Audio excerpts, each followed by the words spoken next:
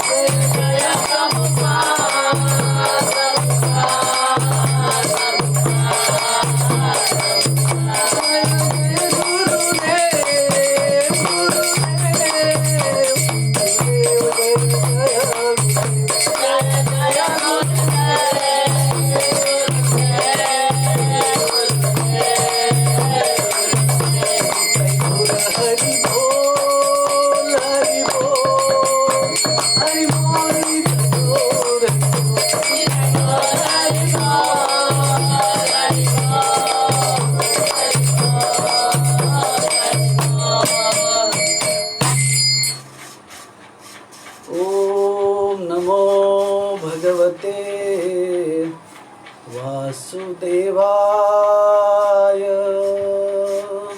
ओम नमो भगवते वासुदेवाय।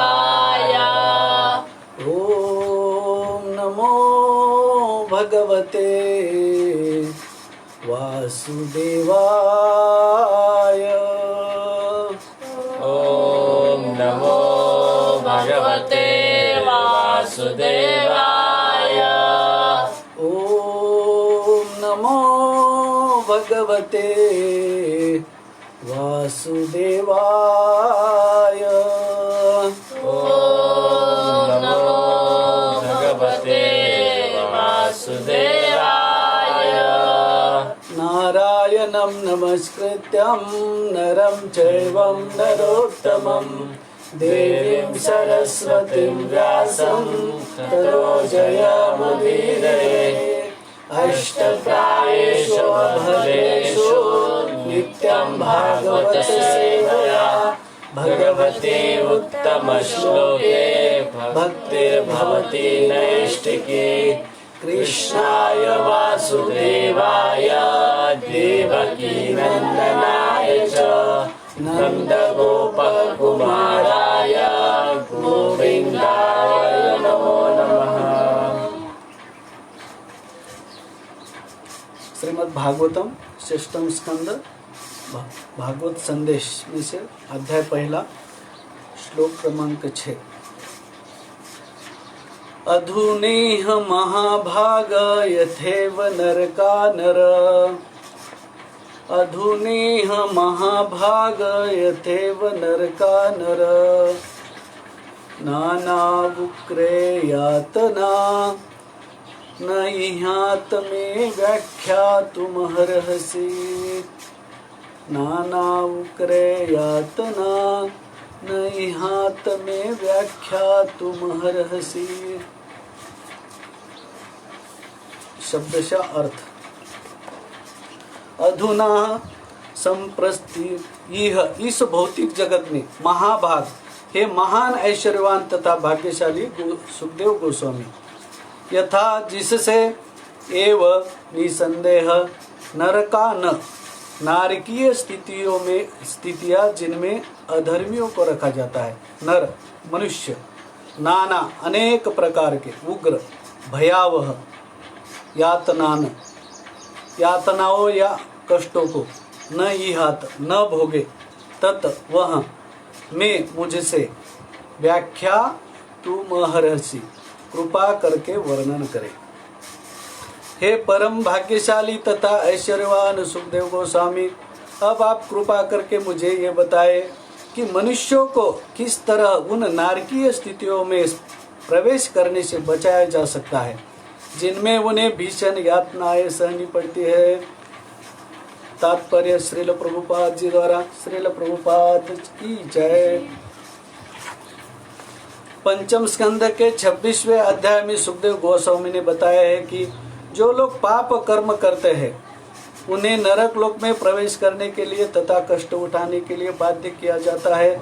चूंकि महाराज परीक्षित भक्त है, अतः अब उन्हें चिंता है कि इसे किस तरह रोका जा सकता है।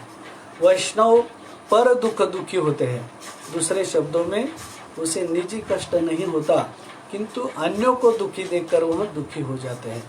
प्रहलाद महाराज ने कहा, हे प्रभु, मेरी अपनी समस्याएं नहीं है क्योंकि मैंने आपके दिव्य गुणों का गुणगान करना सीख लिया है, अतएव मैं भाव समाधि में प्रवेश कर सकता हूँ। किंतु मेरी एक समस्या है, क्योंकि मैं इन धूर्तों तथा मूर्खों के विषय में सोचता रहता हूँ, जो माया सुख अर्थात क्षणिक सुख में लगे हैं और जिन्हें आपकी भक्ति का कोई ज्ञान नहीं है। वैष्णव के समक्ष यही समस्या रहती है, चूंकि वैष्णव पूर्णतया पूर्ण पुरुषोत्तम भगवान के शरणागत होते हैं, अतएव उनकी अपनी कोई समस्या नहीं रहती, किंतु पतित अबद्ध आत्माओं के प्रति दयालु होने से वह उनको इस जीवन में तथा अगले जीवन में नारकीय जीवन से बचाने की योजनाओं के विषय में सदैव सोचता रहता है। इसीलिए परीक्षित महाराज ने उत्सुकता पूर्वक सुखदेव गोस्वामी से यह जानना चाहा कि मानवता को किस तरह नरक में गिरने से बचाया जा सकता है। सुखदेव गोस्वामी पहले ही बता चुके थे कि लोग किस तरह नारकीय जीवन में प्रवेश करते हैं, और वे यह भी बता सकते हैं कि उन्हें किस तरह से बचाया जा सकता है। बुद्धिमान लोगों को इन उपदेशों का लाभ उठाना चाहिए, किंतु दुर्भाग्यवश संपूर्ण जगत में कृष्ण भावनामृत का अभाव है, अतः लोग घोर अज्ञान में पीड़ित है और इस जीवन के बाद के जीवन में विश्वास तक नहीं करते।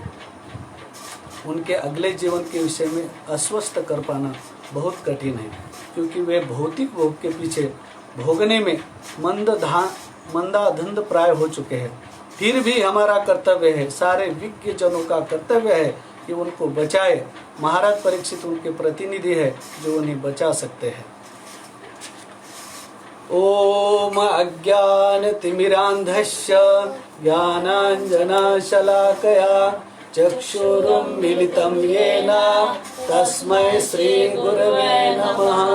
श्रीचैतन्यमनोभीष्टं स्थापितं येन भूतले स्वयं रूपा कदा मह्यं ददाति स्वपदान्तिकम्। वन्देऽहं श्रीगुरोः श्रीयुतापदकमलं श्रीगुरो वैष्णवांश्च श्रीरूपं साग्रजातं सहगना रघुनाथान्वितं तं सजीवं सावधूतं सावधूतं परिजनसहितं कृष्णचैतन्यदेव श्रीराधा कृष्णपादा सहगना ललिता श्रीविशाखान्वितांश्च नमो विष्णुपादाय कृष्णपृष्ठाय भूतले श्रीमते भक्तिवेदान्त स्वामिनिति नामिने। नमस्ते सरस्वते देवे गौरवाणी प्रचारिणे निर्विशेष शून्यवादी पाश्चात्य देशतारिणे। वाञ्छाकल्पतरुभ्यश्च कृपा सिन्धुदैव च पतितानां पावनेभ्यो वैष्णवेभ्यो नमो नमः। जय श्री कृष्ण चैतन्य प्रभो नित्यानंद श्री अद्वैत गदाधर श्रीवासादि गौर भक्तवृंद। हरे कृष्णा कृष्णा कृष्णा हरे हरे, हरे राम राम राम हरे हरे। हरे कृष्ण।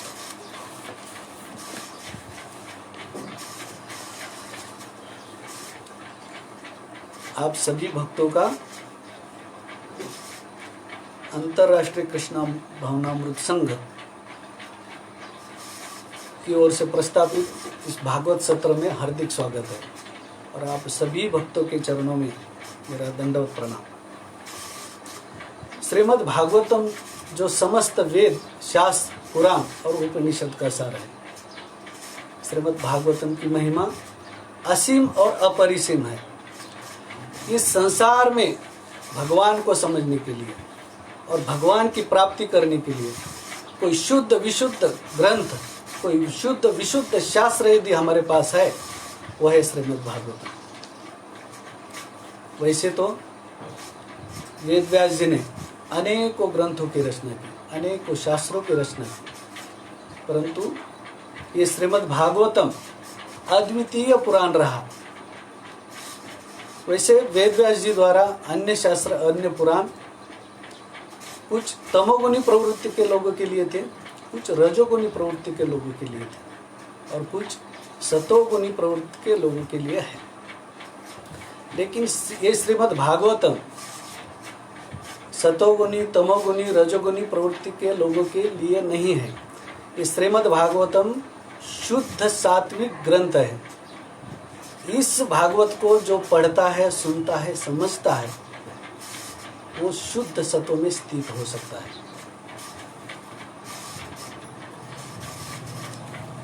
भगवान श्री कृष्ण ने भगवद गीता में अर्जुन से कहा, हे अर्जुन, तुम यदि इस जीवन में सुखी होना चाहते हो तो तुम इन तीनों गुणों से ऊपर उठ जाओ।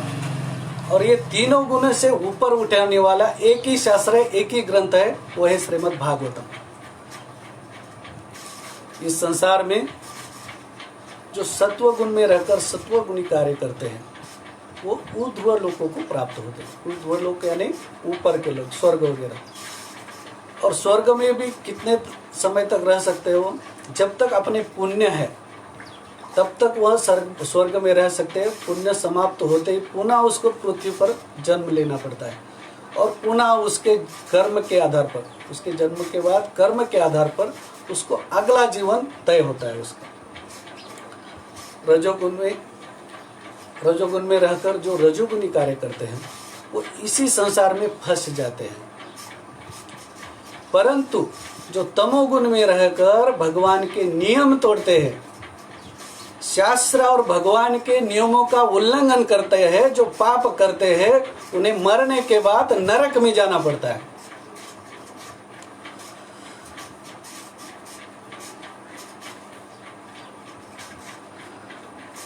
हम सबको मरना है, इस संसार में हम सबको मरना है। कुछ इस जगत में हमें कुछ मिले ना मिले, लेकिन मृत्यु तो हमें अवश्य मिलेगी।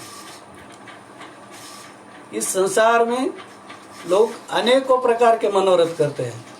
कहते हैं मैं करोड़पति बन जाऊंगा, मुझे गाड़ी बंगले मिल जाएंगे। कुछ लोग सोचते हैं मैं अमेरिका चला जाऊंगा। कुछ लोग सोचते हैं मेरा अच्छी स्त्री के साथ अच्छी पत्नी मिल जाए। लेकिन श्रील प्रभुपाद जी कहते हैं आप करोड़पति बनो ना बनो, आपका अच्छी स्त्री के साथ विवाह हो ना हो, आप अमेरिका जाओ या ना जाओ, लेकिन मृत्यु तो अवश्य आएगी। लेकिन आश्चर्य की बात यह है कि जो घटना हमारे साथ होने वाली है इसके लिए कोई विचार नहीं करता है, और जो घटना कभी नहीं होने वाली, करोड़पति कभी नहीं होने वाले, उसके लिए रात दिन मेहनत करते हैं। महाभारत में यक्ष जी ने युधिष्ठिर महाराज को 100 प्रश्न पूछे। उन 100 प्रश्नों में से एक प्रश्न था कह आश्चर्यम, यानी युधिष्ठिर महाराज ये बताइए कि इस संसार में सबसे बड़ा आश्चर्य क्या है, इस जगत में सबसे बड़ा आश्चर्य क्या है। तब युधिष्ठिर महाराज कहते हैं अहनि अहनि भूतानि गच्छन्ति यमालय, यानी अहनि अहनि माने सैकड़ों, हजारों लोग प्रतिदिन प्रति घंटे यमराज के दरबार में जा रहे हैं। हजारों लोग मर रहे हैं। न्यूज़पेपर में पढ़ते हैं, समाचार में देखते हैं, लोगों के द्वारा खबर मिलती है। हजारों लोग प्रतिदिन प्रति घंटे मर रहे हैं। लेकिन इस संसार में मरने वाला व्यक्ति ये नहीं सोचता है कभी मेरी भी मृत्यु हो सकती है। पंचम स्कंद के 26वें अध्याय में सुखदेव गोस्वामी ने बताया है कि जो पाप करते हैं उन्हें नरक में जाना पड़ेगा। सुखदेव गोस्वामी ने महाराज परीक्षित को 28 प्रकार के नरकों का वर्णन किया है और कहते हैं कि हे महाराज परीक्षित, मैंने तो सिर्फ आपको 28 प्रकार के नरकों का वर्णन किया है, लेकिन इस प्रकार के हजारों हजारों नरक यमराज के लोक में है। हजारों नरक, उनमें से मैंने आपको कुछ बताए, कुछ नहीं बताए। लेकिन जो पाप करते हैं, जो अधर्म करते हैं, उन्हें मरने के बाद निश्चित तौर पर यमराज के लोक में जाना पड़ता है। जब इस प्रकार से सुखदेव गोस्वामी ने महाराज परीक्षित को बता दिया, कह दिया कि इस संसार में मरने वाले व्यक्ति को नरक में जाना पड़ेगा, यह सोचकर महाराज परीक्षित कांप गए। उनके शरीर में कंपन होने लगा और महाराज परीक्षित इसलिए चिंतित हो गए कि इस संसार में पाप करने वाले व्यक्ति को नरक में जाना पड़ेगा। तो इस जगत में ऐसा कौन है जो पाप नहीं करता है? ऐसा कौन सा व्यक्ति है जो पाप नहीं करता है? संसार में सब लोग पाप करते हैं। कुछ ऐसे पाप होते हैं जो न चाहते हुए भी अनजाने में हो जाते हैं, और कुछ ऐसे पाप होते हैं जो लोग जानबूझकर रच रच कर करते हैं, वैसे न चाहने वाले पाप। जब हम हमारे घर को साफ करने के लिए झाड़ू लगाते हैं, वो झाड़ू मारते समय अनेकों जीव जंतु वहां पर आकर मर जाते हैं, झाड़ू लगाना भी पाप है। जब हमारे घर में, हमारे लिए, हमारे रसोई घर में भोजन पकाने के लिए अग्नि प्रज्वलित की जाती है, उस अग्नि में अनेकों प्रकार के जीव जंतु कीट पतंग आकर मर जाते हैं। भोजन के बिना तो हम रह नहीं सकते, ये भी पाप है। कुछ लोग कहते हैं ना कि मैंने कभी किसी का कुछ नहीं बिगाड़ा, मैं क्यों भक्ति करूं, मैं क्यों भगवान का नाम लूं। अभी हमने कभी किसी का कुछ नहीं बिगाड़ा, ये हम लोग ठीक तरह से जानते नहीं हैं। अब झाड़ू मारने में पाप है, भोजन पकाने में पाप है। जब हम चलते हैं ना, तो हमारे पाँव के नीचे अनेकों प्रकार के जीव जंतु आकर मर जाते हैं, ये भी पाप है। जब हम गरम पानी से स्नान करते हैं और वो गरम पानी जब नाले में जाता है, नाले में अनेकों प्रकार के जीव जंतु होते हैं, वो गर्म पानी का स्पर्श करते ही मर जाते हैं, ये भी पाप है। इतना ही नहीं, जब हम सांस लेते हैं, सांस लेते समय अनेकों प्रकार के छोटे छोटे जीव जंतु अंदर जाकर मर जाते हैं। अभी सांस लेना भी पाप है। अब बताइए, इस संसार में ऐसा कौन है जो पाप नहीं करता है? ऐसा कौन सा व्यक्ति है जो पाप नहीं करता है? ये तो अनजाने में हो रहे ना, न चाहते हुए भी हो रहे। लेकिन लोग कुछ ऐसे पाप होते हैं जो रच रच कर करते हैं। जानबूझकर शराब खाने में जाते हैं, शराब की बोतल लेते हैं, पीते हैं। तंबाकू, गांजा, सिगरेट, मांस, प्याज, लहसुन, जुआ, ये सब पाप है। सब लोग पाप कर रहे हैं। कुछ लोग ऐसा कह सकते हैं कि हमें पता नहीं था पाप क्या है, पुण्य क्या है।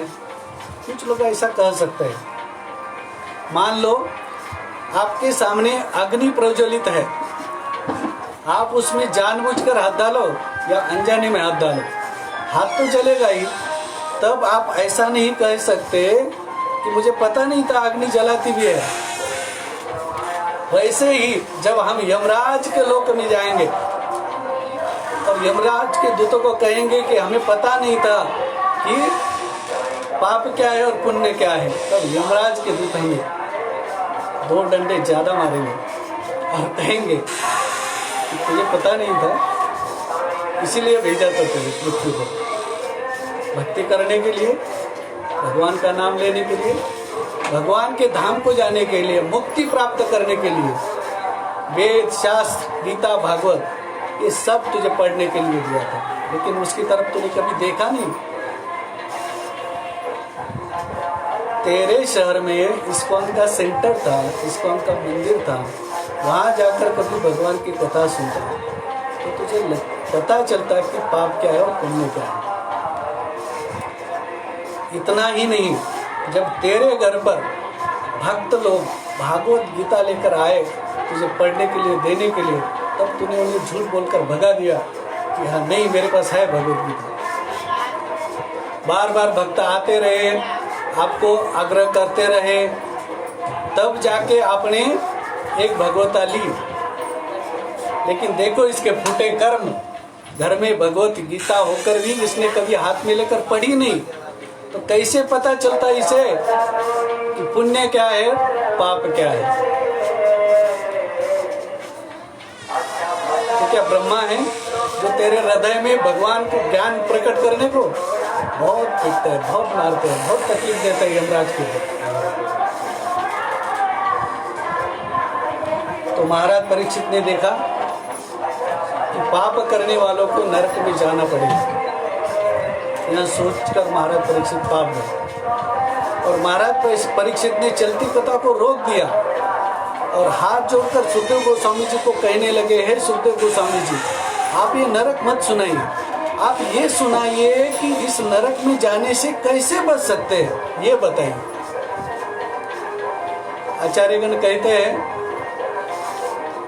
कि जब सुखदेव गोस्वामी जी ये कह रहे हैं कि नरक में जाने से बचने का उपाय बताइए, तो इससे महाराज परीक्षित के हृदय का भाव पता चलता है। महाराज परीक्षित कितने कृपालु थे, कितने दयालु थे। महाराज परीक्षित के हृदय में कितना अच्छा गुण था, पर दुखे दुखी।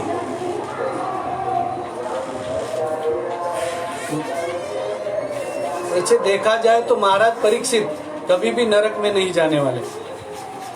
जब महाराज परीक्षित और सुखदेव गोस्वामी का मिलन हुआ, तब सुखदेव गोस्वामी जी ने महाराज परीक्षित को कहा कि हे महाराज परीक्षित, आप चिंता मत करो, 2 घड़ी में भी भगवान की प्राप्ति हो सकती है, तुम्हारे पास तो 7 दिन है। सूर्यवंश में एक राजा हो गए, उनका नाम था खट्टवान। परम पराक्रमी प्रतापशाली राजा थे। एक बार देवताओं ने उन्हें निमंत्रण भेजा कि आप आइए, असुर के साथ युद्ध करना है। ये असुर बड़े धूर्त और कपटी होते हैं। इन्हें जब तक देवताओं से या भगवान से कोई वर नहीं मिल जाता, कोई शक्ति नहीं मिल जाती, तब तक ये बहुत नॉर्मल होते हैं, बड़ी बड़ी ज्ञान की बातें करते हैं। जैसे हिरण्यकशिपु, जब हिरण्यकशिपु के भाई हिरण्याक्ष का वध भगवान ने शुक्र के रूप में आके कर दिया, तब हिरण्यकशिपु अपने परिवार के सामने बड़ी बड़ी ज्ञान की बातें करते हैं। कहते हैं ये संसार सब माया है, यहाँ पर जो जन्म लेगा उसकी मृत्यु निश्चित है, हम सब उसी रास्ते पर चल रहे हैं।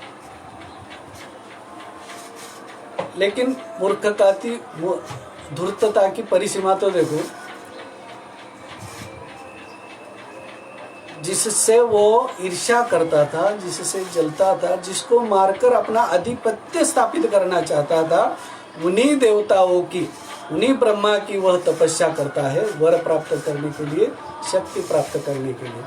और अंदर से कपट चलता है कि एक बार मुझे वरदान मिल जाए तो मैं इस पृथ्वी पर के सभी साधु महात्माओं का वध कर दूंगा और खुद को भगवान समझ लूंगा और मैं भगवान, सभी लोगों का मैं नियंत्रण करूंगा।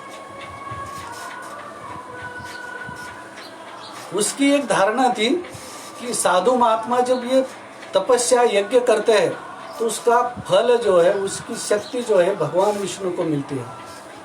यदि मैं इस पृथ्वी पर के सभी साधु महात्माओं को मार दूंगा तो यज्ञ बंद हो जाएंगे, भगवान विष्णु को शक्ति मिलना बंद हो जाएगी, भगवान विष्णु कमजोर हो जाएंगे, फिर मैं उसे मार दूंगा। क्योंकि विष्णु ही सभी देवताओं का पक्ष लेते हैं, उनकी रक्षा करते हैं।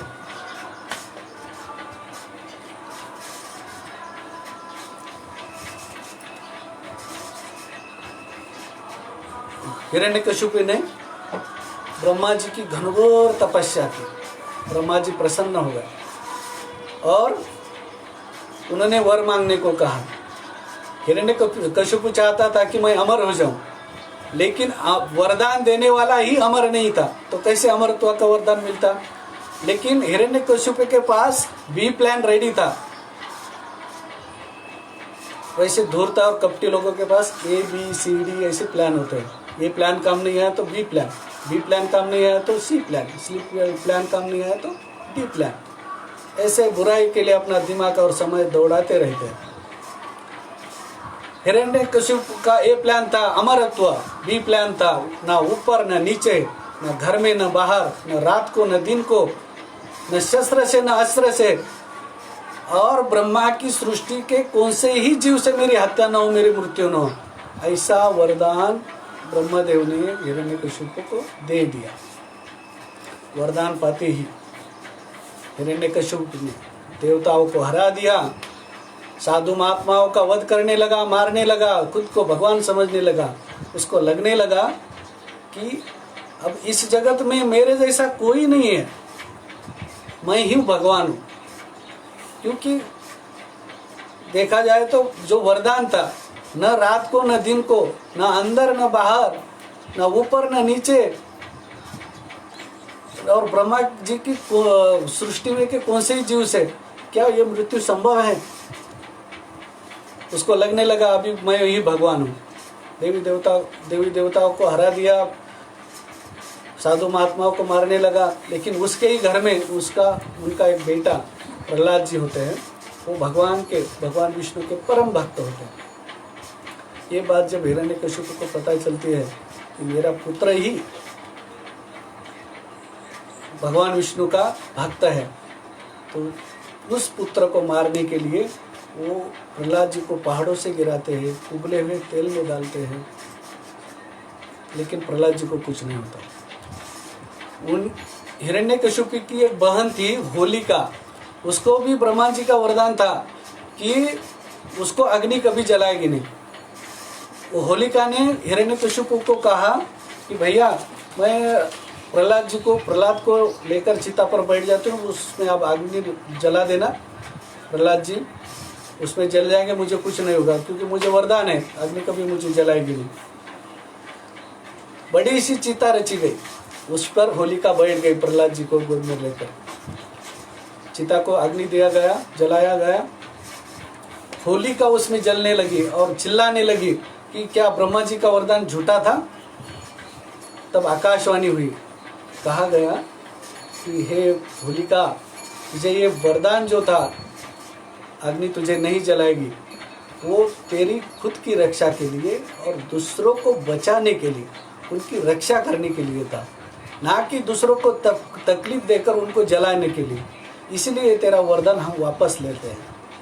और होलिका उसमें जल गई और प्रहलाद जी को कुछ नहीं हुआ। यहाँ देखकर हिरण्यकशिपु को बहुत क्रोध आया।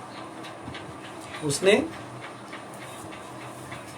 प्रहलाद जी से ही पूछा, कहाँ है तेरे भगवान, बताओ कहाँ है तेरे भगवान। प्रहलाद जी ने अति नम्र होकर कहा कि भगवान कहाँ नहीं है, भगवान आप में है, मुझ में है, संसार के सारे कण कण में भगवान है। हिरण्यकशिपु ने कहा, क्या इस खंबे में है तेरे भगवान। प्रहलाद जी ने उत्तर दिया, हाँ इस खंबे में भी है मेरे भगवान। हिरण्यकशिपु ने बड़ी सी गदा ली, उस खंबे पर जोर से प्रहार किया। प्रहार करते ही बड़ी भयानक आवाज है, उसमें से आधा शरीर मनुष्य का, सिर सिंह का, ऐसे विशाल रूप में भगवान नरसिंह देव प्रकट हो गए। बोलो भगवान नरसिंह देव की जय। सिंह जब अपनी शिकार को पकड़ लेता है, वैसे हिरण्यकशिपु को ने नरसिंह भगवान ने हिरण्यकशिपु को पकड़ लिया और राजमहल के चौखट पर लाकर अपनी जंघाओं पर लेटा दिया। और तभी एक आकाशवाणी हुई कि हे हिरण्यकशिपु, तुझे वरदान था कि न तुझे घर में मारा जाएगा न बाहर मारा जाएगा। नरसिंह भगवान तुझे दरवाजे के बीचों बीच चौखट पर मार रहे हैं। तुझे वरदान था कि न रात को न दिन को तेरी मृत्यु हो। अभी संध्या बेला है, तुझे वरदान था कि न ऊपर न नीचे नरसिंह भगवान तुझे अपनी उनकी जंघाओं पर मार रहे हैं। तुझे वरदान था कि सृष्टि के कौन से ही जीव से, ब्रह्मा जी की सृष्टि के कौन से ही जीव से तेरी हत्या न हो। ब्रह्मा जी के, ये नरसिंह भगवान ब्रह्मा जी के सृष्टि में नहीं आते। और तुझे वरदान था कि कोई शस्त्र से न अस्त्र से तेरी मृत्यु हो। नरसिंह भगवान तुझे अपनी नखों से मार रहे हैं। नरसिंह भगवान ने हिरण्यकशिपु का पेट फाड़कर उसका अंत कर दिया, उसे मार दिया। जब भगवान हमें कोई शक्ति या वरदान देते हैं तो उसका अर्थ होता है जिसको वरदान मिला है, शक्ति मिली है, उसका उपयोग वह व्यक्ति दूसरों की मदद करने के लिए करे, ना कि खुद को भगवान समझकर दूसरों को तकलीफ दे। यदि व्यक्ति खुद को महान समझकर दी हुई शक्ति का, दिए हुए वरदान का दुरुपयोग करता है तो उसकी हालत हिरण्यकशिपु जैसी भगवान कर देता है। हाँ, इंद्र ने देवताओं ने महाराज खटवांग को निमंत्रण भेजा कि आप आइए हमारे साथ और असुरों के साथ युद्ध करना है। तो महाराज खटवांग ने वो प्रस्ताव स्वीकार किया और महाराज खटवांग परम पराक्रमी प्रतापशाली थे। उन्होंने अपनी बाहुबल से वो संपूर्ण असुरों का वध कर दिया, हरा दिया उन्हें। और उस युद्ध में जब खटवांग राजा ने सभी असुरों को वध कर दिया, हरा दिया, तब इंद्र जी प्रसन्न हो गए और इंद्र ने कहा खटवांग राजा को, खटवांग राजा आप जो चाहे वो मांग लो, मैं प्रसन्न हूँ। खटवांग राजा ने कहा इंद्र यदि तुम मुझे कुछ देना चाहते हो तो मुझे मुक्ति दे। इंद्र ने कहा महाराज इस संसार में मुक्ति तो मात्र मुकुंद ही दे सकते हैं, कृष्ण ही मुक्ति दे सकते हैं, हम किसी को मुक्ति नहीं दे सकते। हम किसी को थोड़ा धन संपत्ति बंगला गाड़ी कुछ दे सकते हैं लेकिन हम मुक्ति नहीं दे सकते।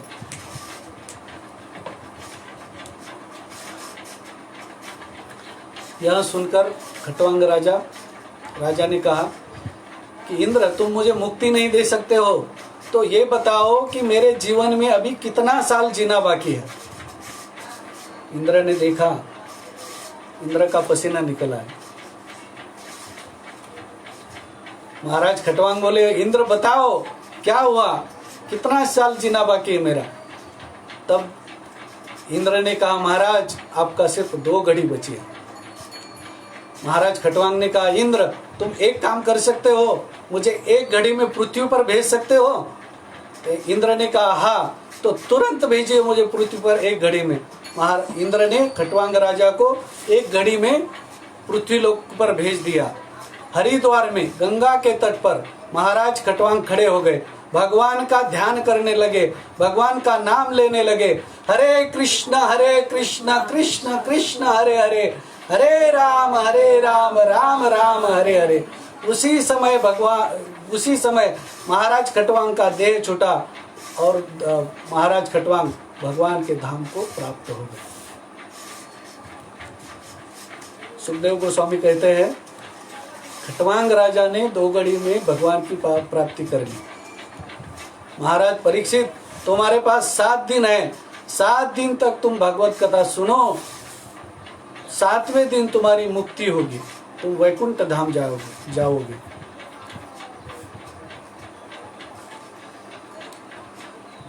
बताइए महाराज परीक्षित को तो सुखदेव गोस्वामी जी का सर्टिफिकेट मिला था कि आप 7 दिन के बाद वैकुंठ धाम जाओगे, भगवान के धाम जाओगे। लेकिन महाराज परीक्षित नरक के लिए प्रश्न पूछ रहे हैं, खुद के लिए नहीं, हम सब के लिए, कलयुग के इस जीवों के लिए। क्योंकि महाराज परीक्षित का हृदय अत्यंत कोमल था, साधु स्वभाव है उनका, इसीलिए वो पर दुखे दुखी है। जब गरुड़ जी ने काकभूषणी से पूछा कि हे काकभूषणी जी आप ये बताओ संत किसे कहते हैं और साधु की क्या व्याख्या है। तब काकभूषणी जी ने उत्तर दिया पर उपकार, वचन मन काया, संत सुभाव सहज खगराजा। हे खगों के राजा गरुड़, संत किसे कहते हैं? ये इसका उत्तर देते हुए कहते हैं, संत उसे कहते हैं जो अपने मन से, अपने वचन से और अपने शरीर से सिर्फ दूसरों पर उपकार करते हैं। मन वचन काया से जो सिर्फ दूसरों पर उपकार करते हैं उसे संत कहते हैं, उसे साधु कहते हैं, जिसका जीवन ही दूसरों के लिए होता है। महाराज परीक्षित परम संत है, पर दुखी यानी दूसरों के दुखों को लेकर आज दुखी है। एक बार एक महात्मा नदी में स्नान कर रहे थे और सूर्यदेव को जल अर्पण करने के लिए उन्होंने पानी में अपनी उंजली डाली। उंजली डालते ही उनके हाथ में एक बिच्छू आ गया। बेचारा बिच्छू किनारे पर घूम रहा होगा, किनारे से गिर गया, डूब गया। संत ने देखा बिच्छू डूब रहा है, वो बिच्छू हाथ पर लेकर वो महात्मा संत किनारे पर छोड़ने के लिए जाने लगे। अभी बिच्छू का स्वभाव होता है डंक मारना। बिच्छू ने तुरंत उस साधु महात्मा के हाथ पर डंक मार दिया। डंक मारते ही साधु का, उस संत का हाथ कांप गया, बिच्छू नीचे गिर गया। संत ने फिर से उस बिच्छू को देखा और अपनी उंजली में लिया और छोड़ने जाने लगे। फिर से बिच्छू ने डंक मारा, फिर से बिच्छू नीचे गिर गया। बार बार संत उसे उठा रहे हैं, बार बार बिच्छू डंक मार रहा है। और ये सब किनारे पर खड़े हुए एक आदमी ने उस महात्मा को कहा, हे महाराज, ये बिच्छू है, ये डंक मारना नहीं भूलेगा। बिच्छू का स्वभाव है डंक मारना, ये अपना स्वभाव नहीं भूलेगा, आप इसे छोड़ दो। उस महात्मा ने इतना ही कहा, इस सृष्टि का ये साधारण जीव बिच्छू जब अपना स्वभाव नहीं छोड़ रहा है, तब मैं एक संत हूं, मैं अपना स्वभाव कैसे भूल सकता हूं? बिच्छू का स्वभाव है डंक मारना और मेरा स्वभाव है डूबे हुए को तार देना। मैं मेरा स्वभाव कैसे छोड़ सकता हूं? जब एक साधारण जीव अपना स्वभाव न भूले तो एक संत अपना स्वभाव कैसे भूल सकता है?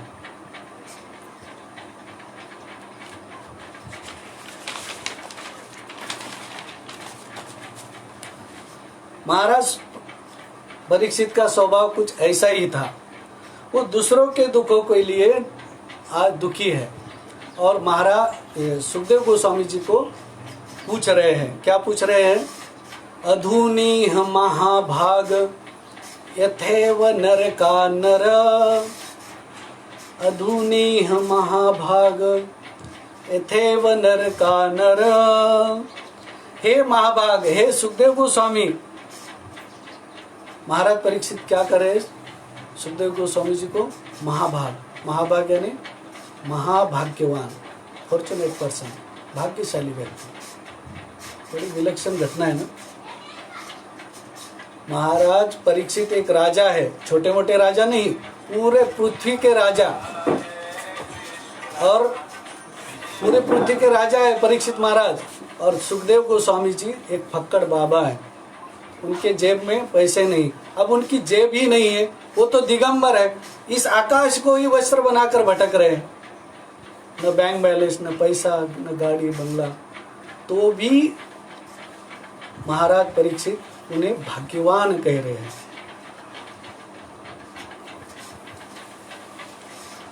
इस संसार में हम लोग भी सोचते हैं, हम लोग भी किसी से मिलते हैं तो कहते हैं, अरे यार वो कितना भाग्यशाली व्यक्ति है, उसके पास करोड़ों रुपए है, गाड़ी है, बंगले है, भाग्यशाली व्यक्ति है। हम किसे भाग्यशाली कहते हैं? जिसके पास धन संपत्ति गाड़ी बंगले हो जाते हैं उन्हें भाग्यशाली कहते हैं। लेकिन भगवान क्या कहते हैं?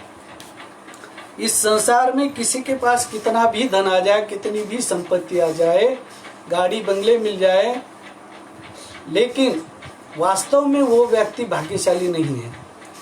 भाग्यशाली व्यक्ति वो है जिसे भगवान श्री कृष्ण की भक्ति प्राप्त है। भगवान श्री कृष्ण की भक्ति को छोड़कर संसार में कोई भी वस्तु मिल जाए, व्यक्ति सुखी नहीं हो सकता।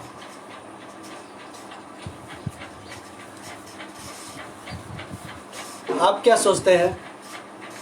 दो पाँव पर चलने वाला व्यक्ति सोचता है साइकिल पर चलने वाला व्यक्ति सुखी है, और साइकिल पर चलने वाला व्यक्ति सोचता है मोटरसाइकिल वाला सुखी है। मोटरसाइकिल वाला सोचता है कि मोटर कार वाला सुखी है, और मारुति कार वाला सोचता है मर्सिडीज वाला सुखी है। मर्सिडीज वाला सोचता है कि हेलीकॉप्टर वाला सुखी है। हेलीकॉप्टर वाला सोचता है चार्टर प्लेन वाला सुखी है। लेकिन सब दुखी है, कोई तन दुखी तो कोई मन दुखी, सब थोड़े थोड़े दुखी है।